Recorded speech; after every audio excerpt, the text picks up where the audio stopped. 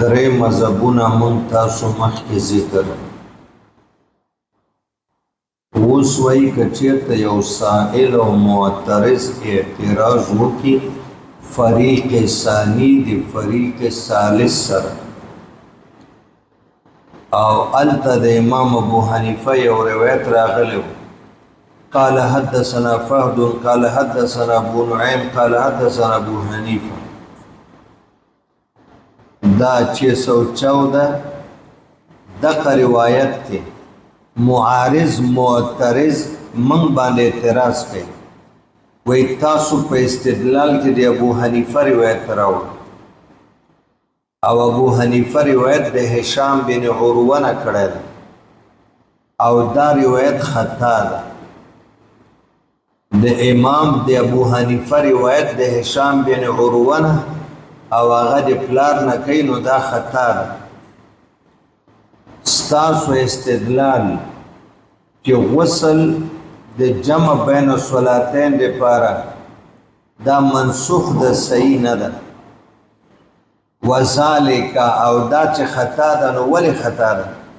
ان الحفاظ حفاظ حدیث چې کم ته رجال حدیث هم وایي کم باندې چې مدار سند ده عن هشام ابن عروه رواه عن غیر ذلك اغه دا روایت د ابو حنیفه نه علاوه اغه د نورونه نقل کړه فذكروا الا ما حدثنا يونس قال اخبرنا الى اخره عن عائشه رضي الله عنها ان فاطمه بن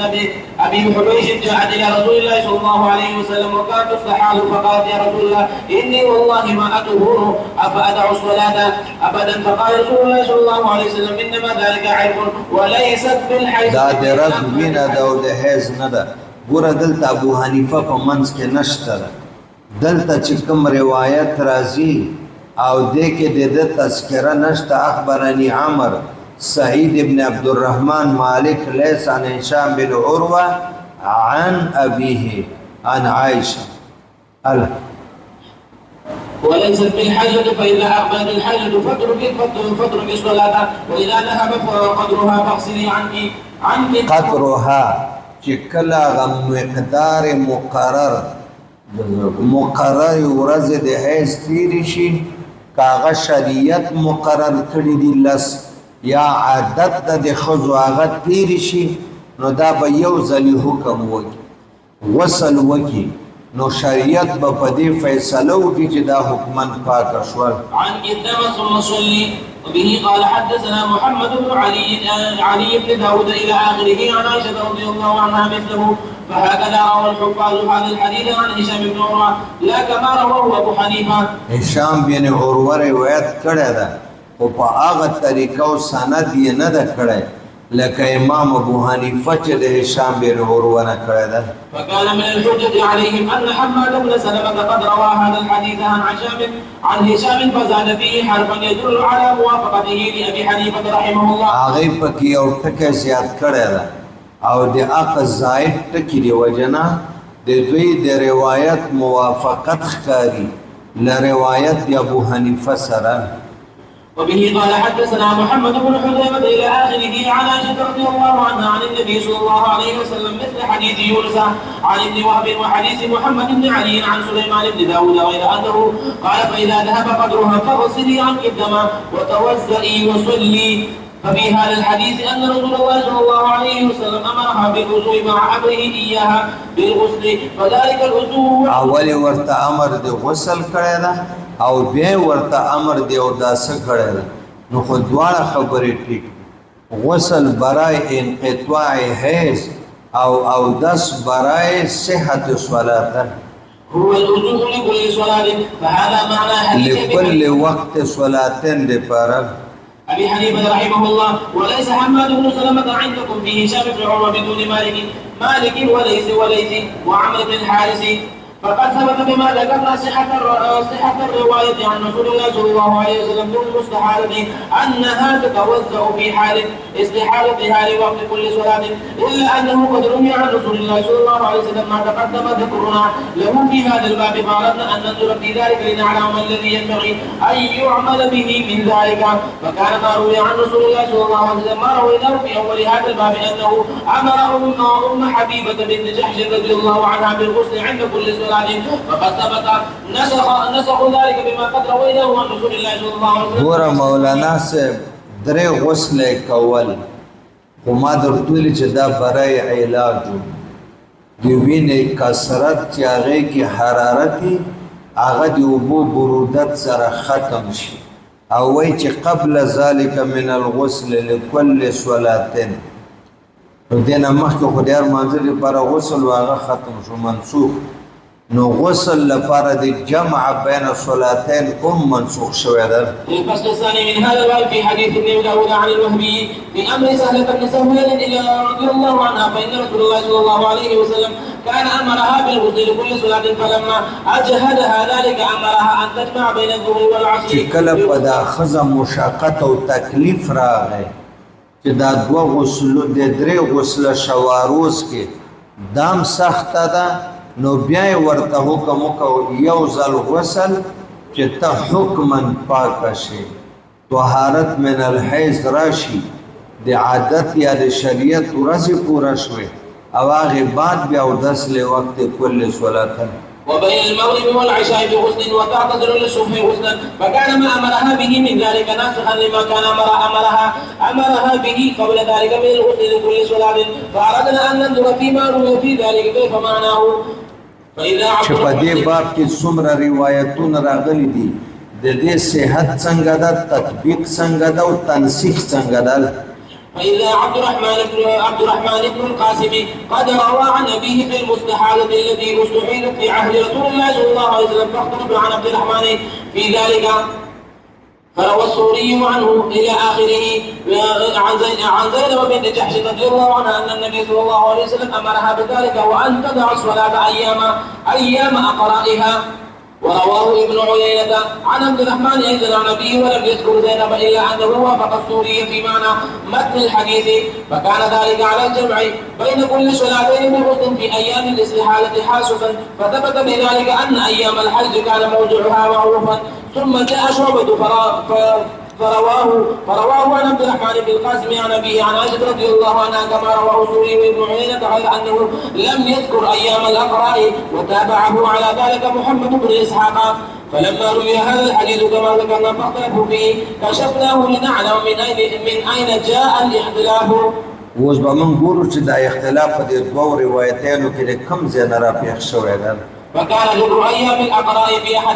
في حديث القاسم عن زينب رضي الله عنها، وليس ذلك في حديثه عن عائشه رضي الله عنها، فوجد ان يجعل روايته عن زينب رضي الله عنها غير روايه زينب نه روایت او د عائشه نه روایت دی کې فرق. اوس دلته اول به دا ذکر کې چې په مدینه منوره کې و فقهاو هغې ته به فقهای سبعه د مدینې ویل، یو پکې عروه ابن زبیر د عایشې ابی خوری دام په فقهاو سبعو د مدینه کې شامل، دویم پکې سعید ابن المسیب دا هم په فقهای سبعو د مدینه منوره کې داخل، او دریم پدای کې قاسم بن محمد بن ابي بکر د عایشې ابی خوری وراره د دام په دې کې شامل، څلورم سالم بن عبدالله ده دام په دې کې شامل ده، پنځم عطا ابن رباح ده دا په فقهای سبعو د مدینه کې داخل ده، او شپږم حسن بصری ده، او وم نمبر محمد بن علی بن حسین بن علی بن ابي طالب د علی صاحب کړوسای دې ته فقهای سبعه د مدینې وایي. دلته د دوو تذکره پکې راغله. اوس وایي چې دا دوو روایتینو کې اختلاف چې یو د مور بیبي زینب نه ده بل د مور بیبي عایشې صدیقې نه ده، اختلاف په کم ځای کې راغلی ده او د چا قول معتبر ده. فكان حديث زينب الذي فيه ذكر الأقراء حديثا منقطعا لا يثبته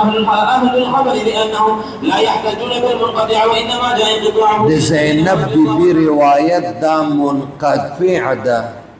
دې کې د ذکر الاقرار راغلی ده. د حیض د ورځو په مقدار به غسل نه کوي، مونځ به نه کوي، او چې کله تیری شي نو غسل به وکړي، بیا به د هر مانځه دپاره ده. دا حدیث منقطع ده. ولې منقطع ده؟ وایي ځکه د عروه او د زینب ملاقات سره نه ده شوی. د ازواج مطهراتو کې د ټولو نه اول چې وفات د رسول الله نه پس حضرت زینب ده، نو دلته دا منقطع ده. او شوافع دغه خلک چې هغوی جمع بین صلاتین بغسل واحدین وایي، د هغوی په نسبت باندې منقطع روایت باندې مدعا نه ثابتېږي. لا یثبته اهل الخبر، دا د دویم قول خاوندان ثابتوي نه منقطع روایت لره، لانهم لا يحتجون بالمنقطع، دی په یو روایت منقطع باندې استدلال جایز نه وي. لم يدركها القاسم ولم يولد في زمنها لأنها دا قاسم چې د عائشې ابي وراره ده، نه د زینب بیبي زمانه یې موندلې ده او نه د زینب په زمانه کې دی پیدا شوی ده. في عهد عمر بن الخطاب رضي الله عنه ولي أول أزواج النبي صلى الله عليه وسلم. حضرت زینب خو د عمر فاروق په دور خلافت کې وفات شوی ده او په ازواج مطهرات کې د ټولو نه اول چې وفات ده هغه حضرت زینب. مشکات کې درته پته ده، یو ځل بیبیان حضور ته وایي قربان تاسو نه پس به د ټولو نه اول چې تاسو سره ملاقات بعد الوفات کېږي هغه به څوک وي، یعنې کومه یوه به زر مړه کېږي. محبوب ورته ویلې اطولکن یدن، چې په تاسو کې د چا لاسونه اوږدی، نو بیبیانې به یو د بل سره لاسونه ناپ کول، بیا یې پوده راواخیسته ګز په هغې لاسونه چې د چا لاس اوږد، لیکن یو بل سره لاس برابرول چې اوږد او لنډ معلوم شي یا په ګز او پوده باندې، دا معنا حقیقي ده، دا مراد د پیغمبر نه وه، دې نه معنا مجازي مراد چې کومه یوه په تاسو کې سخیه وي او هغه سخا ډېره کوي، متصدقه یې هغه، دې زینب ته به ام المساکین ویل.